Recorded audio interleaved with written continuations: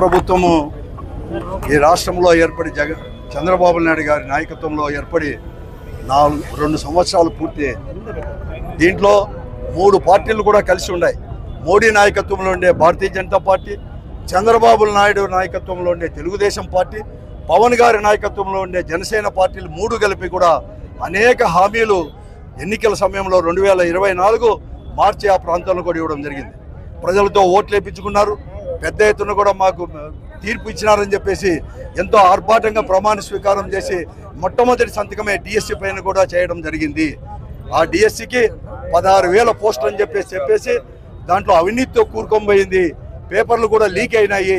అదే కూడా ఇప్పుడు ఆలస్యంగా అయినా కూడా ఆ రోజు ముఖ్యంగా ఈరోజు స్పోర్ట్స్ కోటా కింద అర్హత లేకపోయినా, సర్టిఫికేట్ లేకపోయినా, కేవలం స్కూల్ సర్టిఫికేట్లు అవి ఉన్నా కూడా, పరీక్ష రాకపోయినా కూడా ఈరోజు వారందరికీ కూడా ఇవ్వాలని చెప్తున్నారు. అందుకోసం మేము సిబిఐ ఎంక్వైరీ కూడా మేము కోరుతా ఉన్నాం. అలాగే ఈరోజు రైతులకు ఇచ్చిన హామీలు కావచ్చు, ప్రజానీకానికి ఇచ్చిన హామీలు, మరీ ముఖ్యంగా ఎస్సీ, ఎస్టీ, బీసీ, మైనార్టీ వారికి ఇచ్చిన 50 సంవత్సరాలకే పెన్షన్ ఇచ్చిన హామీ, మరీ ముఖ్యంగా అలాగే ఈరోజు ఆడబిడ్డ నిధి అని చెప్పేసి 1500 ఇచ్చినవి, ఇవన్నీ కూడా వెంటనే కూడా చెల్లించాలి అని చెప్పేసి కూడా ఈరోజు జరుగుతున్నాం.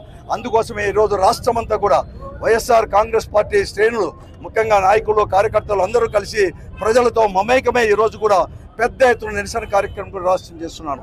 ఈరోజు చంద్రబాబు నాయుడు గారి ప్రభుత్వం, అలాగే మోడీ నాయకత్వం ఉండే భారతీయ జనతా పార్టీ, జనసేన పార్టీలు అన్నీ కూడా హామీలు నెరవేర్చాలి, లేకపోతే తీవ్రంగా కూడా ఇవన్నీ ఉంటాయని చెప్పేసి ఈరోజు వారు ఇచ్చిన మేనిఫెస్టోకి శవయాత్ర నిర్వహించి దహనం కూడా చేయడం జరిగింది. అనంతపురం అసెంబ్లీ నియోజకవర్గంలో ఇప్పటికైనా గుణపాఠం నేర్చుకోవాలని చెప్పేసి ప్రభుత్వాన్ని కూడా హెచ్చరిస్తున్నాం. అంతేకాదు ఈరోజు పోలీసు వారిని కూడా అడ్డం పెట్టుకొని ఈరోజు ఇక్కడ అంతా కూడా పరిపాలన అనేది కూడా చేస్తున్నారు. ఈరోజు ఎక్కడ చూసినా భూ ఆక్రమణలు.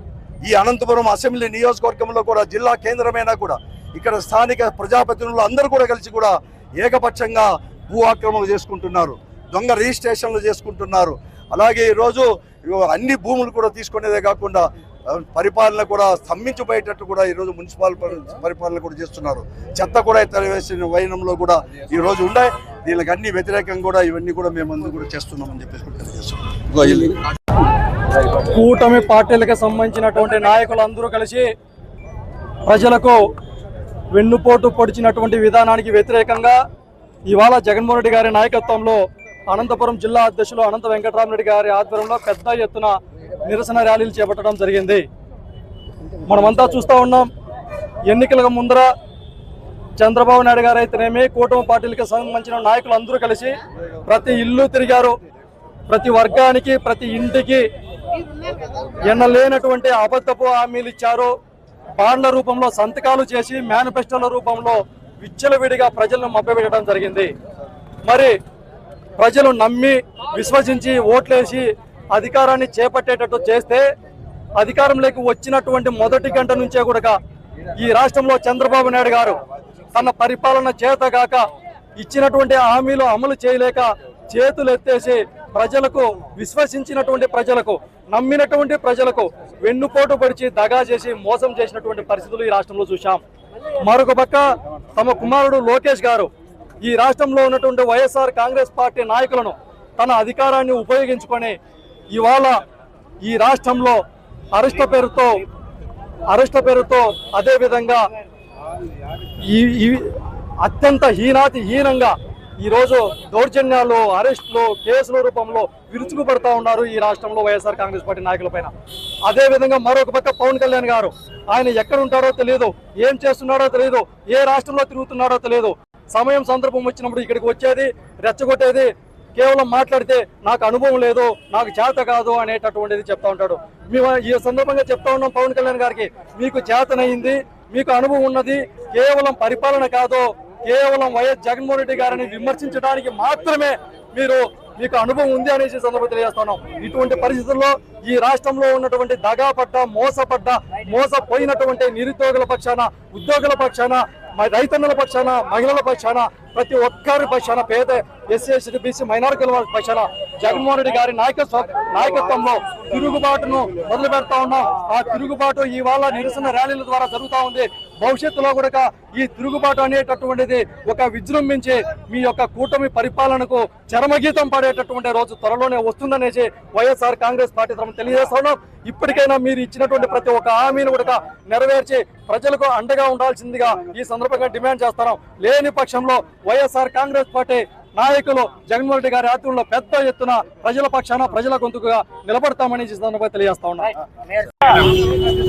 ఈరోజు అనంతపురం నగరంలో జగన్మోహన్ రెడ్డి గారి ఆదేశాల మేరకు, అనంత వెంకటరామరెడ్డి గారి సూచనల మేరకు ఈరోజు చంద్రబాబుకు 2 ఏళ్ళు వెన్నుపోటు కార్యక్రమం, అనేక నిరసన కార్యక్రమం చేయడం జరిగింది. ఈరోజు మనం చూసుకుంటే కన్నా రాష్ట్రంలో ఏ విధంగా ప్రజలు ఇబ్బంది పడుతున్న విషయం కూడా అందరూ గమనించాలి.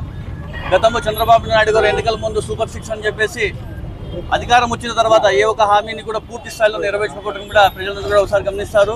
ఈరోజు మనం అందరూ కూడా చూడాలా, జగన్మోహన్ రెడ్డి గారు చూస్తే కినా చెప్పిన హామీలు చెప్పకోకుండా ఎన్నో హామీలు నెరవేర్చి 2019 నుంచి 2024 వరకు ఏ విధంగా పరిపాలన కొనసాగడం చూసాం. కానీ ఈరోజు చూసుకుంటే కినా ప్రతి ఒక్కరు కూడా విద్యార్థులు కావచ్చు, ఉద్యోగస్తులు కావచ్చు, అక్కా చెల్లెమ్మలు కావచ్చు, రైతులు కావచ్చు, వృద్ధులు కావచ్చు, ప్రతి ఒక్కరు కూడా ఏ విధంగా ఇబ్బంది పడుతున్న విషయం కూడా మనం చూస్తున్నాం. టీఎస్సీ అని చెప్పేసి గతంలోనే జగన్మోహన్ రెడ్డి గారు 11,000 జాబ్స్ నేను ఇస్తా అని చెప్పేసి వీళ్ళు అధికారంలో రాగానే దాన్ని రివైజ్ చేసి 16,000 టీఎస్సీ ఉద్యోగాలు తీసుకొచ్చి అందులో కూడా మొదటి సంతకం చేసి చంద్రబాబు నాయుడు గారు దానిలో కూడా అక్రమాలు చేసినారంటే కన్నా ఏ విధంగా వీళ్ళు పరిపాలన ఒకసారి గమనించాలా.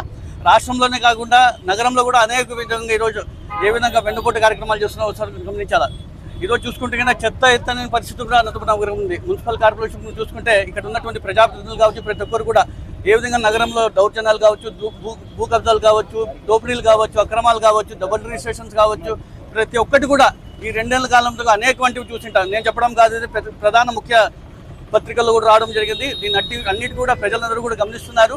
ఖచ్చితంగా రాబోయే రోజుల్లో కూడా మేమందరూ కూడా దీనికి తీవ్రస్థాయిలో వీళ్ళు ఆపే వరకు పోరాటాలు చేస్తుంటాం. ప్రజలకు ఏవైతే హామీలు ఇచ్చినారో వీళ్ళన్నీ కూడా అమలు చేసే వరకు కూడా మేము ఖచ్చితంగా పోరాటం తెలియజేసుకుంటూ ఇంత పెద్ద కార్యక్రమాల్లో పాల్పంచుకునే ప్రతి ఒక్కరు ధన్యవాదాలు తెలియజేసుకుంటున్నాను.